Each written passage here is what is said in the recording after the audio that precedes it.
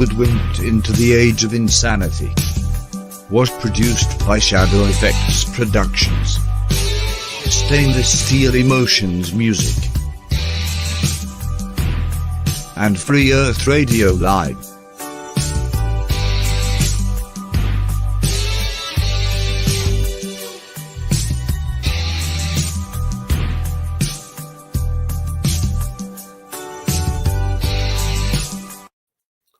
Good evening, ladies and gentlemen, and welcome to another edition of Hoodwinked into the Age of Insanity. I'm your host, Mark Hollander, and tonight we are actually revisiting the Flatten the Curve, the masterpiece directed and produced by Vika Drazeev, with the cast, mostly military pilots and everybody that's in the intelligence, high intelligence intel for the militaries. And but we also had three authors that was part of the Curve, and I'm very pleased to bring them on Ferret Radio Live tonight. And I believe we already have Eddie Alencar in the studio, which wrote an absolutely brilliant book. I'm almost finished it. In fact, it's called 16 Emergency Landings That Prove the Flat Earth. If you guys can see that. And I had a couple questions pertaining to the book, just maybe, two or three of them. And of course, he's probably going to get into a lot more detail than I can, when you interviewing the interviewer, sometimes you feel like you're being interviewed by the interviewer. And he's more than able to do so. He does a tremendous job for the community. And we are also waiting in the house for Billy Zig. Billy Zagoras wrote a book called Elusive Curve. And Billy's in Australia. And guys, I do want to apologize for the late start. We scheduled 6:30 p.m. Central Time, but due to the time zone difference between New Orleans, Louisiana, and Kyoto, Japan, as well as Australia. I believe Billy lives near Melbourne, Australia, but I'm not sure. But we're all waiting on Billy Zig to get in the house, and all three authors that contributed to Flatten the Curve. And speaking of Flatten the Curve, it's on every platform you can think of, and it's gotten right at 5 million views in just over 2 weeks. And I'm very honored to be part of that documentary, and I know my guest that's already in the house. Eddie is always on podcasts almost every day, seemingly. But thank you for the time, Eddie. And again, congratulations on your brilliant work. If you can reach Eddie several different ways: Flat Earth, Banjo, USA, Japan, and Brazil. He's got a long name to it, but he's got over 17,000 subscribers. And in the book that he wrote, really in a genius way, he actually portrays his work as part of his YouTube channel. So guys, when you get a chance, just look up Flat Earth Banjo. And Eddie Alencar, thank you for coming on, and welcome again to Hoodwinked. Thank you, Mark. Thank you, Rick. It's a pleasure to be back here, especially talking about flight routes. I really enjoy talking about this subject. So there's a lot of things going on right now, and whenever you're ready, I'm ready. All right. Well, we're going to revisit part of the 16 emergency landings on the lady that was pregnant.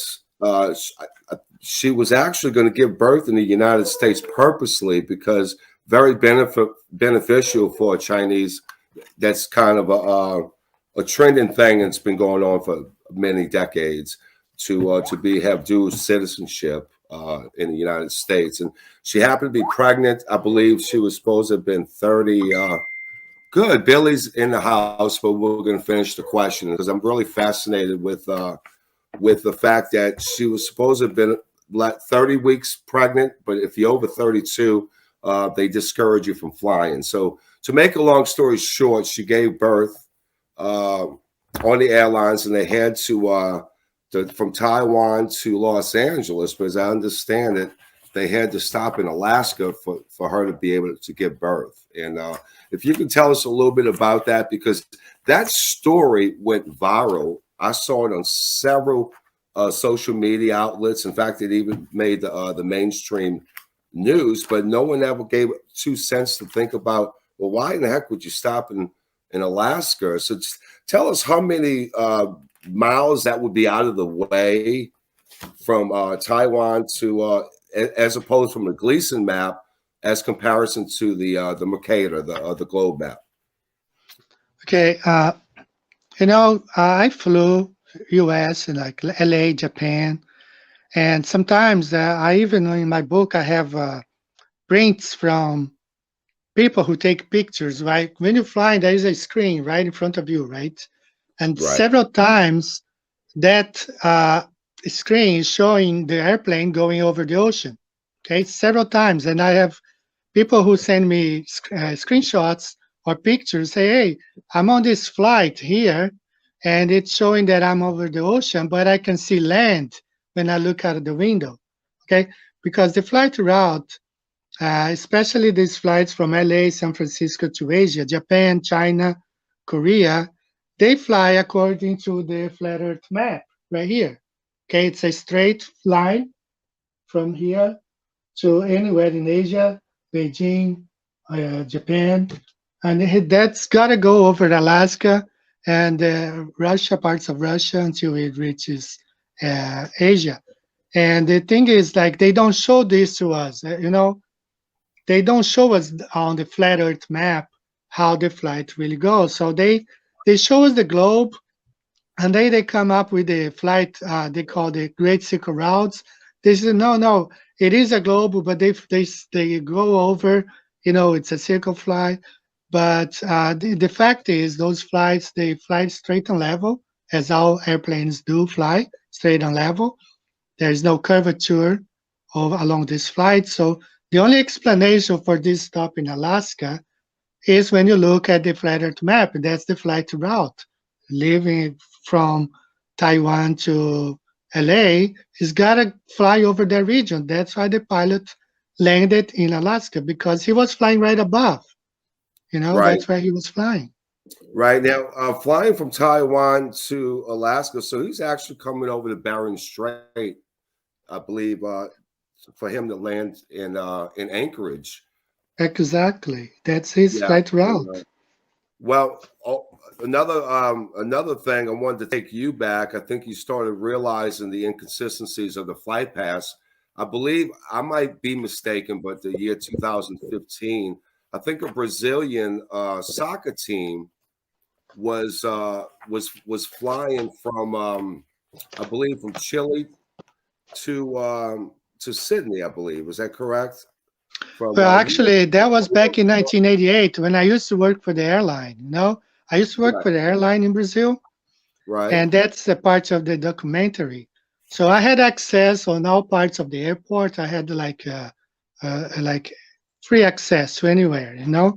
So the Brazilian soccer team was departing São Paulo to go to Sydney, and our company had a flight from São Paulo to Santiago, and that's my idea is that the team was boarding from São Paulo to Santiago, Chile, and from there going to Sydney, Australia.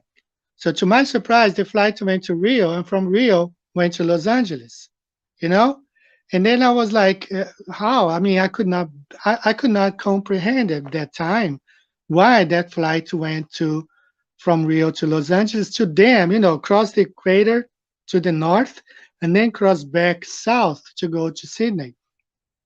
And to my surprise, and I believe the Argentinian squad also went to LA and then to Sydney, you know, because they took like 36 hours to arrive in Sydney.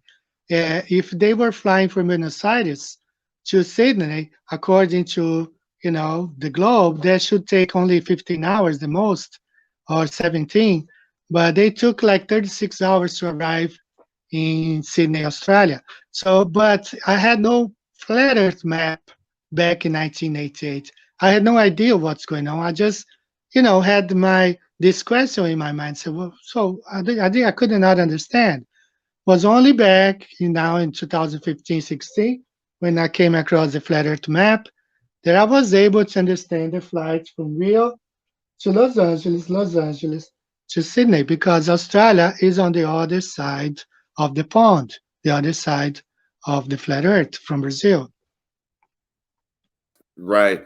I believe we do have Billy Zagoras. That's a great explanation, but that probably tipped you off at that time in 1988, not Oh knowing yeah, I knew something was wrong. I knew you something knew was wrong. something was Yes. wrong. So that was more of a reflection on once you learn the truth of, especially working logistics at the airport in Rio, once you fell into the truth and flat Earth reality, that probably made you automatically reflect back, because that must have bothered you for a period of time, I'm guessing. And ladies and gentlemen, again, thank you for joining us for Hoodwinked into the Age of Insanity. I'm your host, Mark Hollander. I got the other two authors, getting the authors together from that sensational movie, that masterpiece that was made and created by Vika Drazeev. We got Billy Zagoras. Am I saying that right, Billy? It's Billy Zig, I call him. What the heck? That's spot on. Is my mic coming out too loud, or how's that sound? Oh man, I tell you what, I can listen to you Australians all day long. I had a guest on Friday night, Hugh Berendorf, and he was the one that got arrested. They threw him in a middle. Did you say? I did, yeah. Unbelievable. I could just listen to that man talk all night. Well, thank you so, Billy. We're a big fan of you, your book, The Elusive Curve. And guys, I haven't read Elusive Curve yet. In fact, I haven't ordered it, but I'm going to order it tonight, just like I got Vika's Eddie's book. Thank you, Mark. But welcome. Tell us a little bit about yourself.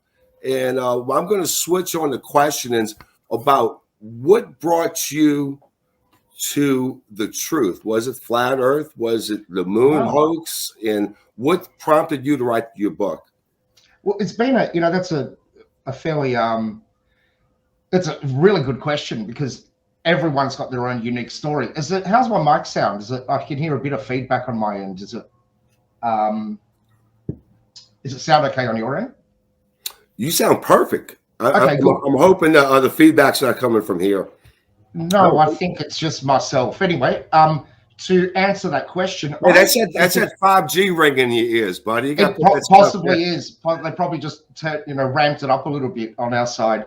So, to answer your question, I entered the rabbit hole, if you like. I think it was 1996 when first connecting to the internet, and you get bored. What am I going to look for? And I don't know what came up, but it was a topic on aspartame, the sugar sweetener. And then the next, you get into that. And it got into the moon landing hoax. And that was, I reckon, 99 or something like that, just before the year 2000.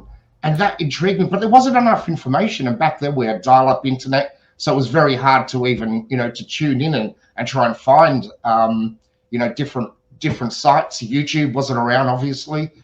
From there, we obviously had the major event in America, 9/11. And that was another, entry further, going deeper down the rabbit hole, if you like. From there, as you know, that just leads you to all sorts of different types of, conspiracies, if you like, or conspiracy theories, many of them which are, end up being conspiracy fact. It was, I think around 2010, when I really started getting interested in the heliocentric model and just fascinated by every aspect of it, just the how, the why, and especially when you can't substantiate a lot of these things, you're just relying on scientists to tell you. Then, just like a lot of other people, I think it was a friend of mine on Facebook that said the Earth is flat, and he got hammered. It was 2014, very early days for flat Earth, and it put a seed in my mind, I must admit, just like everyone else. And then you start thinking, well, can I? And it must have been about 6 months later that again the topic came up. I thought, no, this can't be happening right now. I've got to debunk this. And obviously, as you pronounced my name at the start, I've got a Greek heritage, and the last thing I wanted to do was to see that we're going backwards in in society that, you know, what do you mean we're going back to flat Earth? We've, you know, that was solved many, many years ago. Even though I knew there were problems within the heliocentric model, even, you know, diving into the flat Earth theory, within days I could see there were problems, but I just couldn't admit it. It took me months, actually. It was one of those guys that I had to know every aspect of it. And, you know, the truth is we really don't know. We're never going to learn everything. We're never going to know everything. And I think once you accept that, you're closer to, you know, reality in a sense. You know, the less you know, not the less you know, but the truth is we won't have the answers to everything. That sparked, I was a moderator on a flat Earth group on Facebook, you know, 120,000 people. And just the fiery debates on there, I must admit, sparked my interest to write a book, because a lot of times I'd be wasting my time writing there and, you know, commenting and replying to people. I thought, no, this should be documented somehow. So that's what I tried to do. I tried to document a debate style story as a novel, and that's what resulted as the Elusive Curve. It's amazing. I believe that group was what Flat Earth First Globe discussion. That was that's exactly right. Nathan Thompson's group, and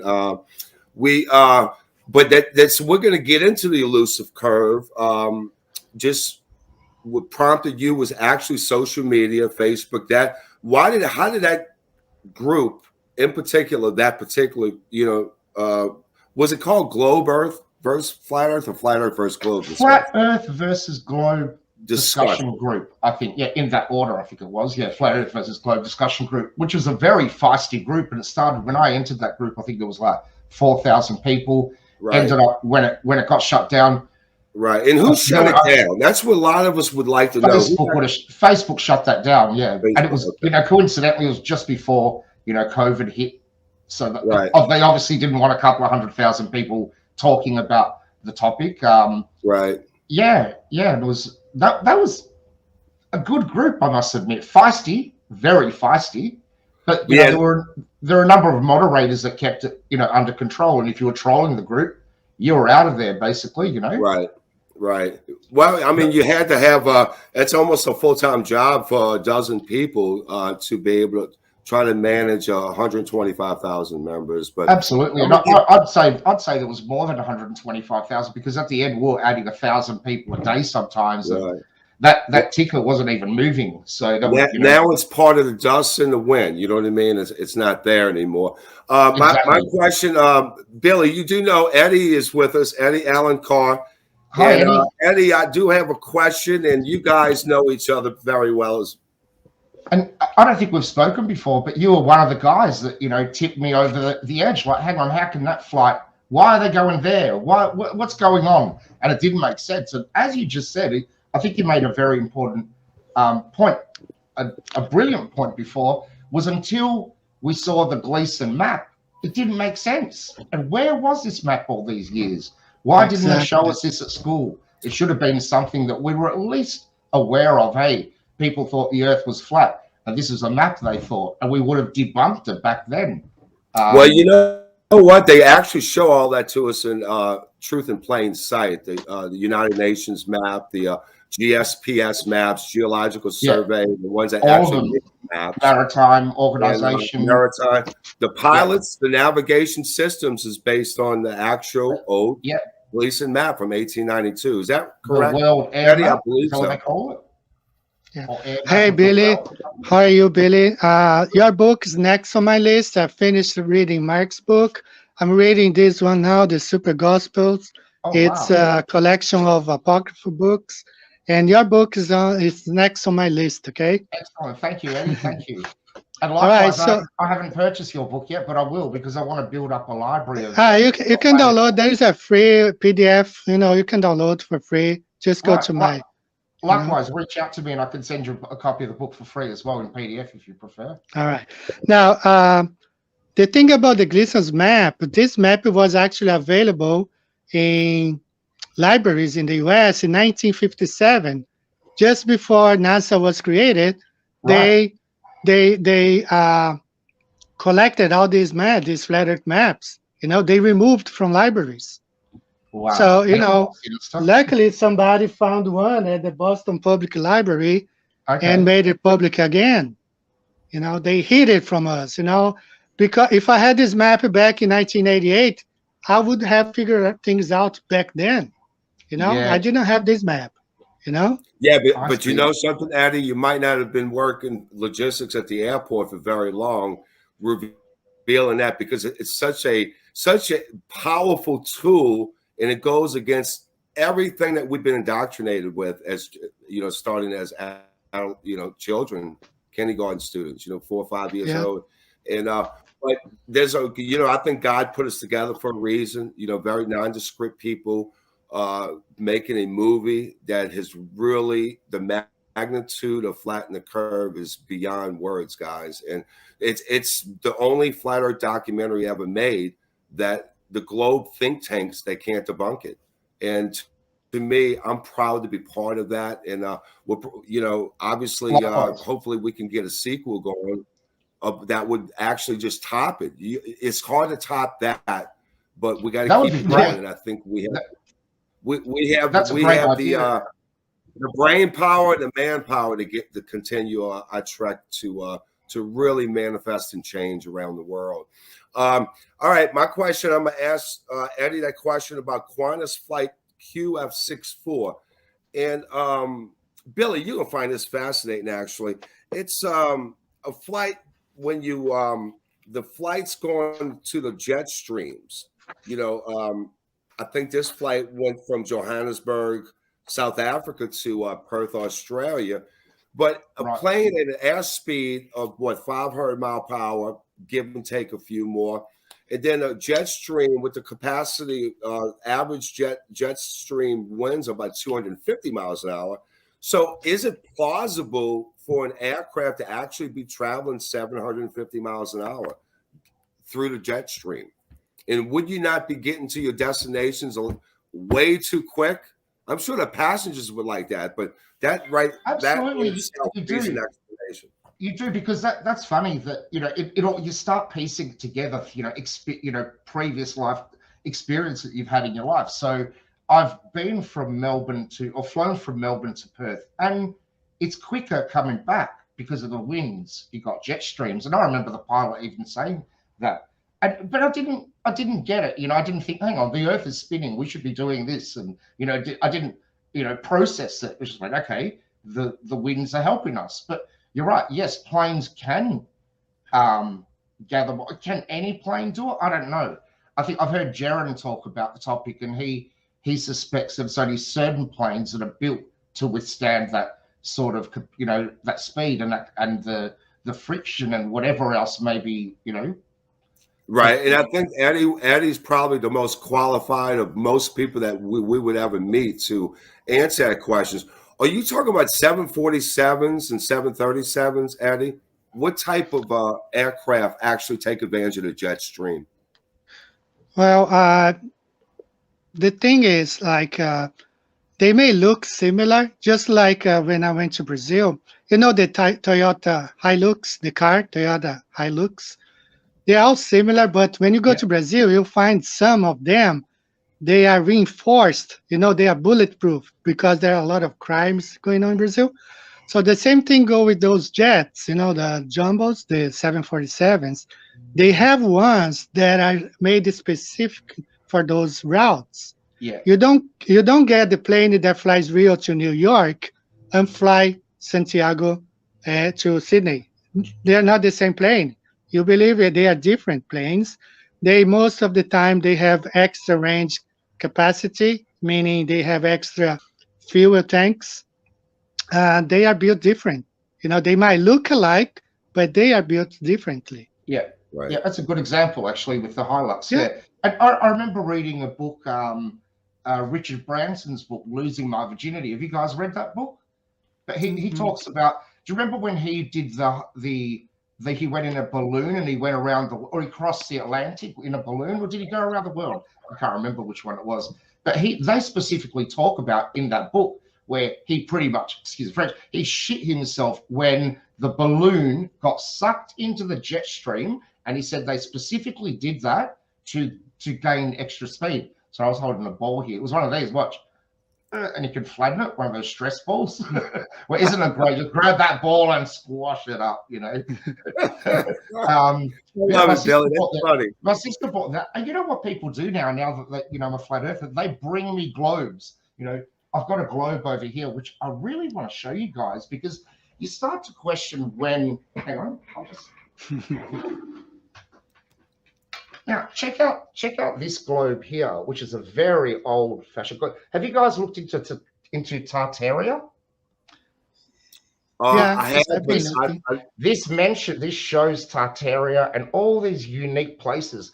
But at the bottom, when it shows Australia, it shows animals, it shows kangaroos. How the heck did they know that when Australia wasn't even discovered yet? Which is a really, you know, which is something I want to ask you, Eddie. You know, you're probably the man to ask. So the shape of Australia, everyone goes, why is Australia wider than what it looks like on a contemporary map? Why, you know, is there an answer? I can tell you that.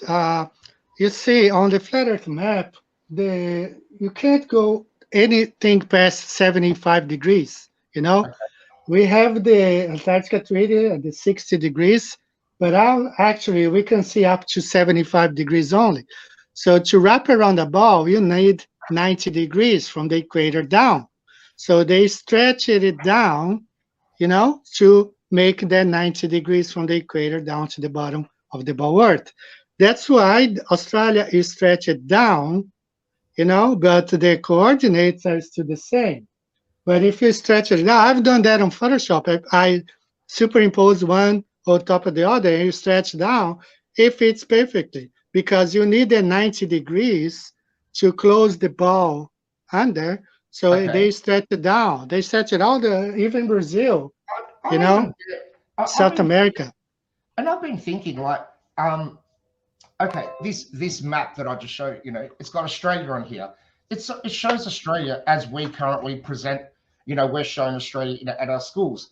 How did the map not change from, say, the 1700s to the you know, didn't the shape, how did they map it correctly 300 years ago and we still have the same map now? Like, surely they would have not measured that coastline properly. It was too choppy to go around that part to do for the cartographer to, I don't know, accurately draw the shape of Australia. So how, you know, are our maps even accurate?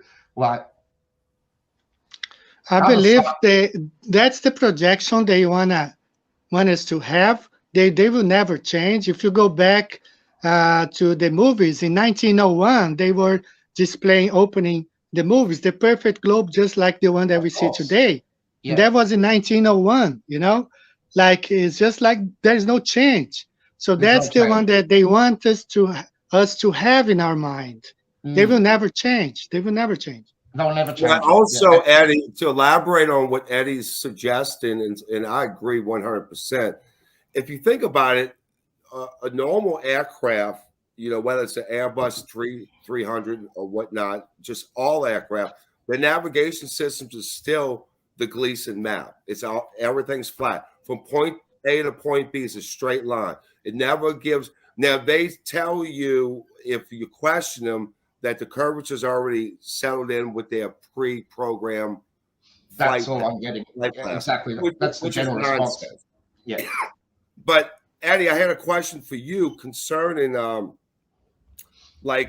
it's so that, you know, they show you digital images on a digital screen, always 100% manipulated by man. But think about a telescope. You can buy a $20,000 digital telescope, and they put predetermined digital images according to, like, if you know, looking at Mars or Venus, they know exactly where the coordinates are, and you actually thinking you're looking at the planet Mars. Oh, look how beautiful and red it is. When you're actually looking at digital, it's not even a real image. You don't even see but that goes for the airlines too. In Eddie's book, in chapter 17, Billy, Ed talked about their software applications and images displayed on the seat back screen of the aircraft is their partnership is NASA. Oh, and wow. I believe a airline called Air Nave, and I'm guessing those applications are pretty much on all of them now. Is that correct, Eddie? Yeah, they all have partnership with FAA and NASA. They supply all the data for Flight Radar 24, Flight Aware. They all get one data. Don't think they have their own satellites and they are getting their own feed. No, no. It's distributed by NASA, just like the moon landing. They distributed one image for all the television channels, you know? So they Mm. distribute one data only to all those agencies. So So, you know, how they get away with that though, guys? If you think about the pilots are using the correct map as far as correct as you can possibly get. They use for navigation, and everybody in the plane behind them on these digital conflagrated imaginary maps. It's almost like you got the truth flying a plane, and you got the manipulated massive sheep that's I looking at know. the false image. Man, you just gave me some hope for the future. Could you imagine when the tipping point occurs and most of the passengers in the back are flat earthers? What's going to happen? Do you know what I mean? Like right now, it's the other way. As you said, most people, their minds are brainwashed. They've got no idea. They just want to get to their destination. They're not really thinking about what's the shape of this earth. But once that seed is in your mind, you're just it's never gonna go away. It just grows more and more. You know, Now, hey Billy, once you go flat, you never you never glow. go back. Exactly, and it's interesting what you're presenting, Eddie, because people say, well, how could so many people be in on this lie? At the end of the day, it's not. You know, NASA, as you said, is controlling space. They're controlling the presentation in they flight, control right? Antarctica. They control Antarctica. You've got a limited company. Is it Honeywell that make the gyroscopes, right? And Right. the altitude meters and all of that stuff that you can't open and break the seal, and it's a federal offense if you do so. So, you know, people say, well, how, you know, it would take so many people to be on this line. Not really. You know, it looks like it's a very close-knit group, as we know, you know, with all the other scams they pull in the world. It's not, they're not going to have thousands and thousands of people, you know, aware of it. Exactly, like the tours, you know, they do the tours to Antarctica. Exactly. They have like 30-something, 35 agencies. They are owned by one. By one. These are all One guy. These are all the things, you know, if I consider Flat Earth a jigsaw puzzle, these are all the pieces that you know, along the way you're finding and you're piecing it together. And at the end, what you're left with is a big freaking scam. But it's a good one. You know, with most scams, you feel disappointed. You know, sure, with you feel disappointed for a short time, but you feel enlightened at the end of this scam. It's a real funny one. You know you've been scammed, but now you're like, far out. I see the world for what it is, and when you see the world for what it is, well, maybe that was the very reason we were put here for. You know, that was part of the lesson to be aware about. Speaking on that point, also, you got to realize, you guys, we all realize this, that most of humanity has been dumbed down to have short memories. The heavy indoctrination, you think of 9/11, but let's think past. Eddie had mentioned something about Antarctica.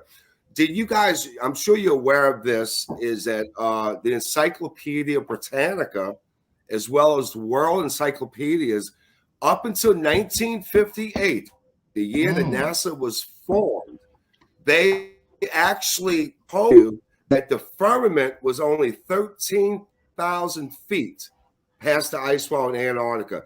That's actually in the encyclopedias. After 1958, it on. So you're aware that, huh? They said 13,000 foot.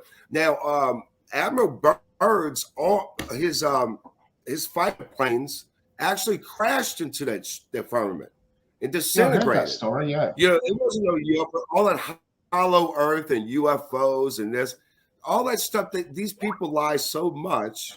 Absolutely, I remember hearing. I think I heard about hollow earth. I Hey, think I heard Eddie, about let's hollow get into your earthing. slides a Oh, little sorry. bit. Oh yeah, That's okay, Billy. let me get. All right, Billy, And then I'm gonna have some Rick, if you questions for can you, Billy, show the slides because here. I'm already Yeah, booked got it. tonight. But ladies and Fantastic. gentlemen, Eddie Allen, his slides. Okay, the first one I want to show is this one here. Hi, Rick, can you show this? Okay, so this is a flight from Rio de Janeiro to Los Angeles, okay? This flight used to be a direct flight from Rio to Los Angeles by Varig Flight 839. Now, they don't have this flight anymore. They have two flights from Rio to Los Angeles. One is by Avianca, Colombia Airline, stops in Bogota and then LA. The other one is by Aeromexico, stops in Mexico City and then LA. But this flight used to be a direct flight from Rio to Los Angeles, and I took this flight, okay? So the whole time I expected that I was gonna fly over Central America and over Mexico, okay? To my surprise, this is what happened right here. Let's look at the flat Earth map. We never flew over Mexico at all. So this is the route this flight used to take, Varig Flight 839 from Rio to LA. It never flies over Mexico at all. So I remember flying, seeing all this water here, and then we were under US airspace. Okay, this is one example. And that's what I was telling Billy.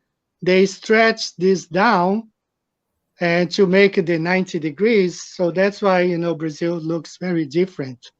And another thing I want to show is the jet streams. So this is a live website, okay? This is newschool.net.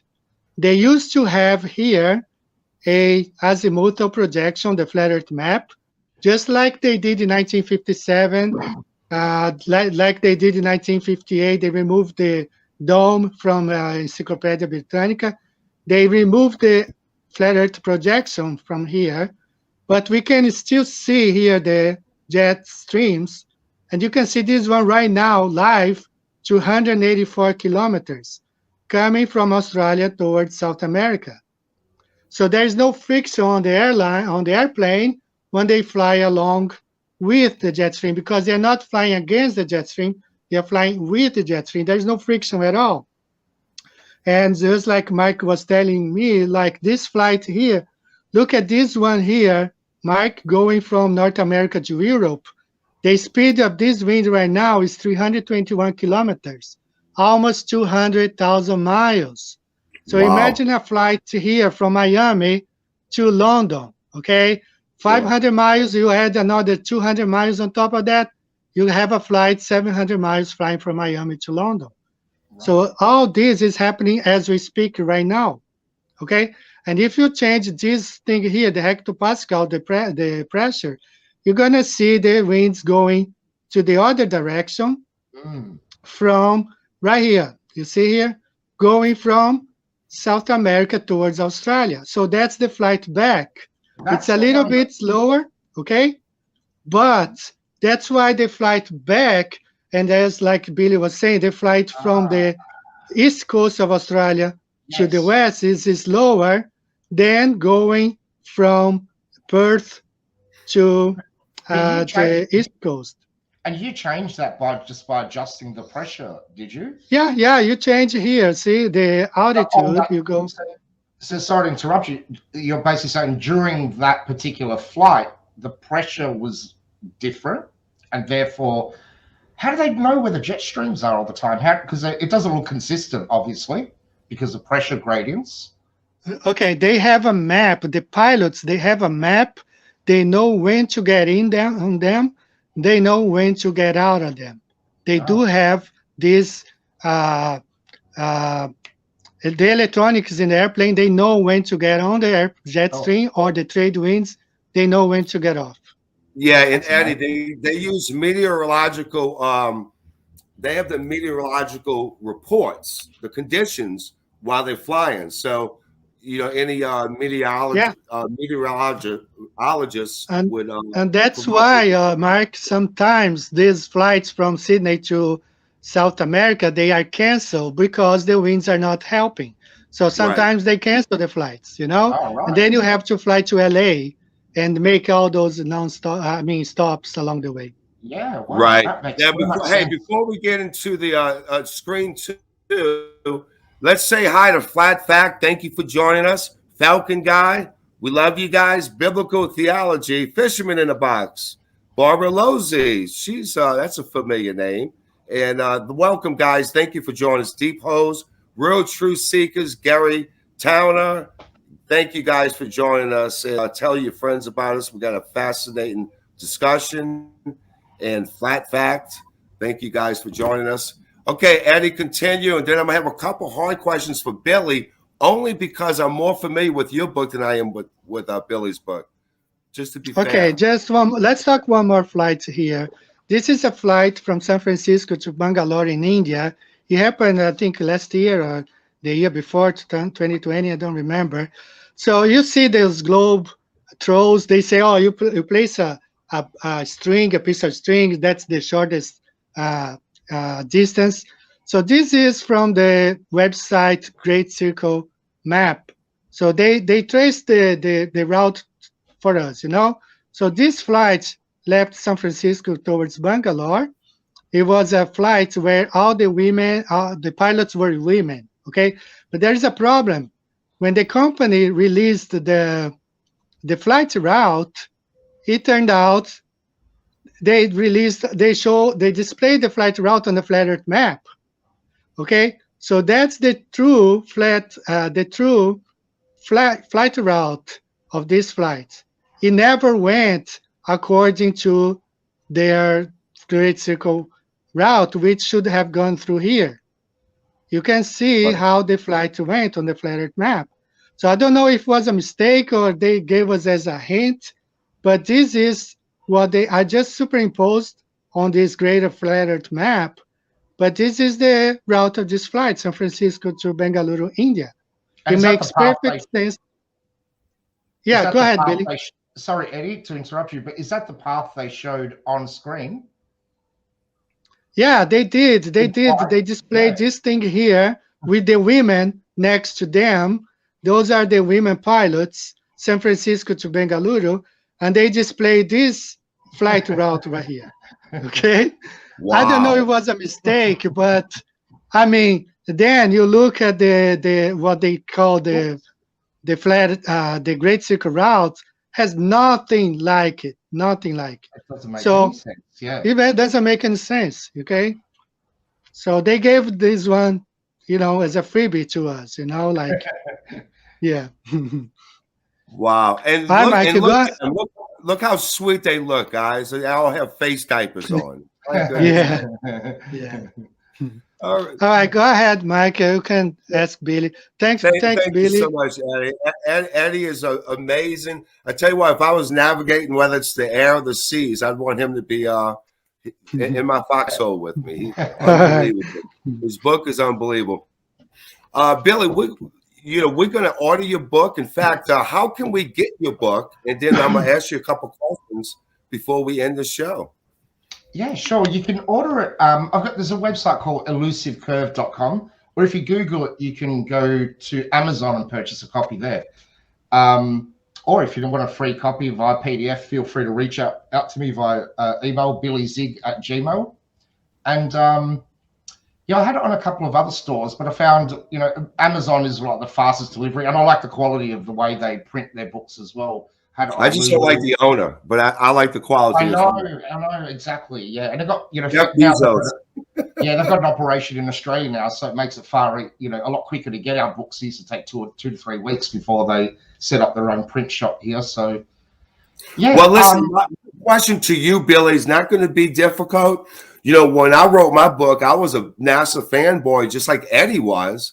I was writing a book about UFOs and 64 different alien races, and it was hard for me to actually accept flat Earth and all the other. It was hard because I was such a fanboy. I was a big globe head as well, I must admit. And you know what I used to do? I'd love, not all the sci-fi movies, but one of my favorite movies was Independence Day. Will Smith and the big mothership comes down. So I stupidly, I love, and I've always been fascinated by the moon. But, if I'd get up in the middle of the night, 2, 3 in the morning, I'd get up and, oh, where's the mothership? Or, and just imagine a mothership being covering the whole of Sydney. I was living in Sydney at the time. Which is stupid, because when they do that, they take away its sleight of hand, isn't it? Where you're not looking at the stars, you're not looking at other things, you're looking at aliens and UFOs coming from distant planets, billions of miles away. It's stupendous. And I was right into that as well, like, surely we're not the only ones here on Earth. Well, what's wrong with that if we, not on Earth, in this universe, what's wrong with that if we are? But they don't like that, and we're taught not to. And something that is obvious now. When we were younger, like I'm 51, when we were younger, you could believe in God, and if you said aliens existed, you were like teased about the alien part, right? Now they flipped that; they've inverted it, haven't they? Where if you say aliens.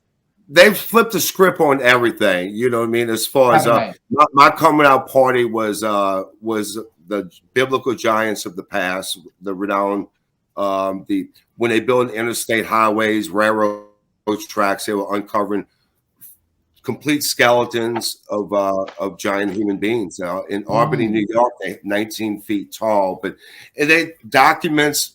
I mean, you can trace the documents, but because I was an archaeologist buff, I just love archaeology, and so I kept trying to find a domino that wouldn't fall down. The moon landing hoax, the Darwinism, that we came from monkeys, everything. I refused to accept it. I was afraid to talk about it, and then I became the biggest mouth of the South. I started talking about it but I fought it, and I also almost got sued because I was supposed to publish a book about UFOs. And I burned it instead. So it took me another 1.5 years to write so it was going through a lot of, but I fought it for 6 months. But I think Eddie kind of caught on quick, and you as well, Billy. How long did it take you to actually accept it? I'd say I was 6, 7 months before I publicly came out and said, before I went and told my wife and my kids, who thought I was freaking crazy at the time. Right. They probably still do. Eddie, what about you? How long did it take you, Eddie? Well, I was watching a couple of Flat Earth videos in 2015. Now in Japan, at the end of the year, we have a 90 days break. All the companies, they break, for New Year's festivities. So on Christmas Eve in 2015, I held my wife here on the sofa, and we watched Math Powerland, and I made her watch with me, A week after that, by New Year's 2015, 2016, I was a flat earther. Yeah, but you didn't have all the answers. See, with me, I needed to know more. It was always like unfortunately, I was directed to a lot of the debunking flat Earth videos. Flat Earth debunked this and that, and it was and maybe I didn't want to watch the real flat Earth, video. I didn't want to watch it. I was like, no, I'm not watching that guy. What does he know? And then I'm like, stuff it. If I'm going to be honest with myself, I've got to see both sides of the argument. What are these flat earthers saying? And then when you compared to, the videos or the presentations, one guy saying, oh, flat earthers believe that it's a disc flying upwards, and every other flat earther going, no, we don't believe that. So then when you start breaking that down, and you clearly can see there's a lot of disinformation and misinformation out there to sway people away from the topic, because as soon as you see anything that's absurd, you're going to go, no, this is bullshit, right? But like you, Eddie, I knew there was a problem immediately. Like if you see high altitude footage, and before that, I thought I could see the curve in an aircraft. Well, there's a problem, isn't there, right? Because that's 4 times the height of what I'm normally, what I'm flying across Australia.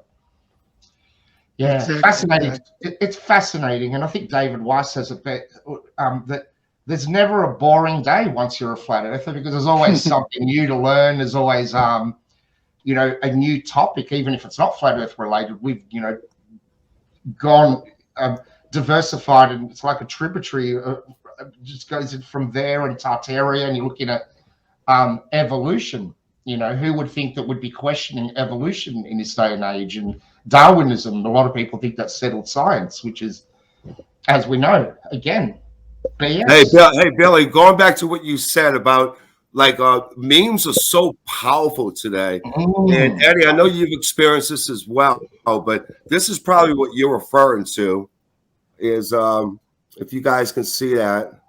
I don't when they mix into yes. I don't always make fun of flat earthers, but when I do, I show my lack of understanding by mixing different cosmological models. Exactly. Yeah. So, you know, because, and I'll see a lot of people, the first thing that, because we've been taught it's a ball, well, you hear it's flat, you're going to go, well, what's underneath? That's what I did. Logically, you go, well, if it's this, what's under there? And you got to realize that we don't, no one knows. You know, maybe the earth is the foundation, like the Bible is saying, you know, is it a biblical point of view, you know, and that could be quite realistic. That's how I would make it if I was a creator, you know, who went through how many countless, you know, design errors to get it right. Yeah. Right. It's a fascinating topic. And it brought me back into that, into the Bible. I always believed in God, but I must admit I was swaying away. You know, you become agnostic in what, you know, through life, things happen to you. Life events happen that, you know, you blame God. You never blame the bad guy, Satan. You know what I mean? Hey, I'm going to stop you on that point, Billy. Yeah, cool. Good. Because that's deep. No, only because I think the true knowledge of acquiring is a massive amount of just accepting and being able to walk in the spirit is combining your spiritual man with your flesh man, because God Almighty above us is going to give us that needed discernment and information and knowledge to continue our trek. Also to be more accepted by the people who still think it's a spinning, supersonic spinning ball shooting through space, chasing the sun at 500,000 miles an hour, all this ridiculousness that we were taught. But that to me was about what my book was, just an intro on those topics, you know, the sin in the garden, Adam and Eve, to the fallen angels, to I was just introducing everyone all the stuff that was freaking me out. Let me ask you a question. What would your book, because I'm going to order your book sometime tonight, be daytime. You're 16 hours ahead of us and 2 hours ahead of Eddie. What is your book, the thesis, besides the fact 8 inches time mile squared? Tell me what was heavy laden in your book so we can anticipate reading it. I think the key to understanding where we live is our eyes. So the first thing when I presented, because the book kind of starts, if I could read just the start of it, goes, "What do you mean the earth is flat? Have you lost your freaking mind, Max?" replied Sam, his rowdy, spontaneous outburst prompting several nearby diners to see what the commotion was all about. He responds with, "No, I haven't lost my mind, but I knew you were going to respond like that." There were two best friends sitting at a cafe, and Max turns to Sam and says, "Hey, the earth is flat." And just a typical discussion. And the first thing that Max does or tries to show Sam is how our eyes work. And we have a visual perspective ramp. You know, we have a vanishing point. And until you see that, until we know how our eyes work, which a lot of people, you know, I guess I'd say 99% of people haven't even thought about how the human eye works and how it resolves objects in the distance. We confuse that with curvature. That's pretty much what I started with, and then leading towards, you know, water is level. It does actually go into a lot of theological side of it, because, you know, the awakening of any flat earther is, you know, going to lead you to question, well, who made this place and what are we freaking doing here and where do we go after this as well?